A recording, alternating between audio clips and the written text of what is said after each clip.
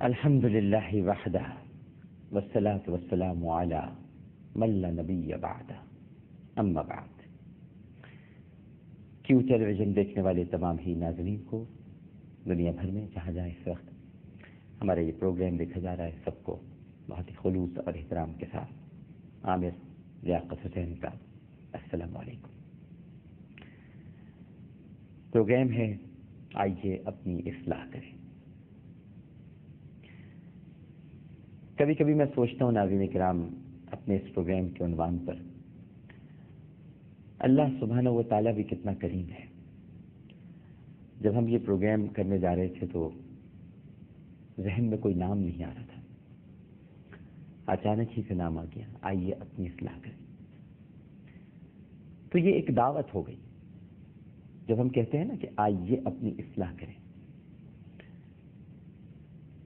تو اس کا مطلب یہ ہوتا ہے کہ اس میں دعوت دینے والا بھی شامل ہے، خالی ان سے مخاطب نہیں ہے جن کو دعوت دی جا رہی ہے۔ لیٹس پیور آور سیلف، اس کا مطلب یہ ہے کہ ہم سب اپنے آپ کو پاک کرنا چاہتے ہیں۔ آئیے ہم اپنے آپ کو پاک کریں، اپنی اصلاح کریں۔ اور دعویٰ تو کوئی بھی کر سکتا ہے، کیونکہ ناظرین کرام، انسان دعویٰ بڑے سے بڑا کر لے بڑا آسان ہے۔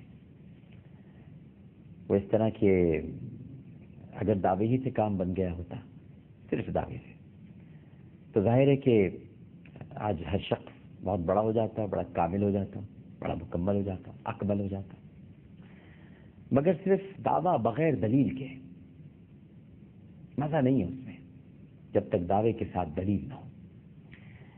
یعنی آپ یوں سمجھ لیجئے کہ آپ کسی کو چیک لکھ کر بھیج دیں، اور چیک پہ لکھ دیں آپ 5 لاکھ روپے جناب، اور وہ آپ نے بھیج دیا، یہ آپ کا دعویٰ ہے۔ اب بینک میں پیسے ہی نہیں ہیں، یہ آپ کی دلیل ہے۔ تو ایسے دعوے کا کیا فائدہ کہ جس میں دلیل نہ ہو؟ لہذا وہ چیک باؤنس ہو جائے گا۔ لہذا اعمال کا چیک بھی انسان کو ایسا لکھنا چاہیے کہ جو صرف دعوے پر مبنی نہ ہو، بلکہ اعمال میں عبودیت کی ایسی چاشنی ہو، ایسی دلیل ہو کہ جب آپ قبر میں جائیں تو وہ سارے اعمال کے چیک باؤنس نہ ہو بلکہ کیش ہو جائے، اور چاروں طرف سے آپ کو یہ سزائیں آنے لگیں کہ اللہ کا ایک نیک بندہ قبر میں آ گیا ہے، اس کے لیے بہشت کے دروازوں کی جانب کھڑکیاں کھول دو تاکہ وہاں سے اس کو ٹھنڈی ٹھنڈی ہوا آتی رہے۔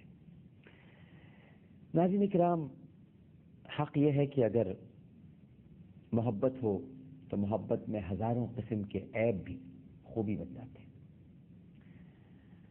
اور محبت کبھی بھی عیب نہیں ڈھونڈتی۔ محبت کو اس عیب میں بھی خوبیاں دکھائی دیتی ہیں، یہ ہے سچی محبت۔ اور اگر عداوت ہو تو ہزاروں خوبیوں میں بھی انسان اعتراض کرتا ہے۔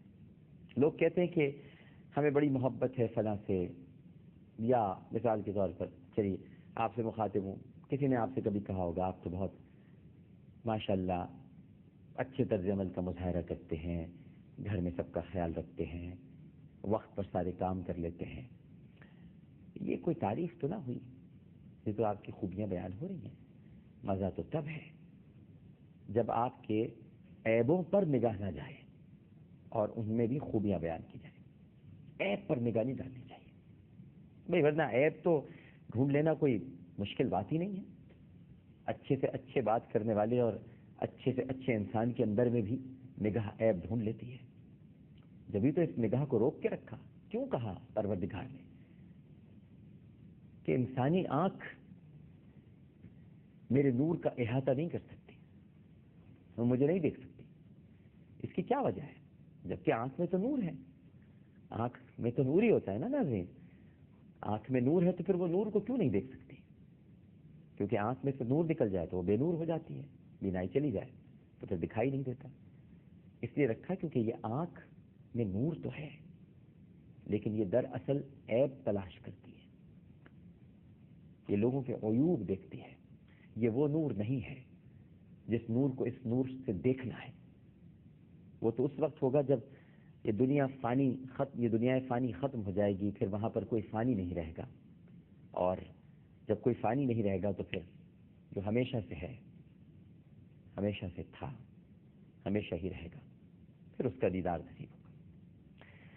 ناظرین کرام، میں تو کہتا ہوں سچی بات تو یہ ہے، برا نہیں مانیے گا، اور خدا لگتی کہہ رہا ہوں آپ سے کہ جتنی ماں کو اپنے بچے سے محبت ہوتی ہے، صدمے کی بات تو یہ ہے کہ ہمیں آج ایمان سے اتنی محبت نہیں ہے جتنی ماں کو اپنے بچے سے محبت ہوتی ہے۔ ہمیں نہیں ہے ایمان سے اتنی محبت، بلکہ جن کے طفیل ایمان نصیب ہوا، ہمیں تو ان سے بھی محبت نہیں رہی۔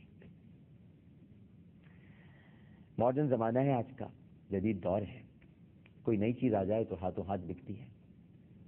نیا متجدد اسکالر بھی بڑا چلتا ہے، ہاتھوں ہاتھ چلتا ہے جناب۔ صاحب کیا بات کی ہے انہوں نے، اس سے پہلے تو ہم نے کبھی سنی نہیں تھی، اتنی آسانی، موصوف اتنی آسانی فرما رہے ہیں۔ بھائی نئی چیز ہے، ماڈرن دور ہے تو نئی چیزیں چل جاتی ہیں، چل پڑتی ہیں۔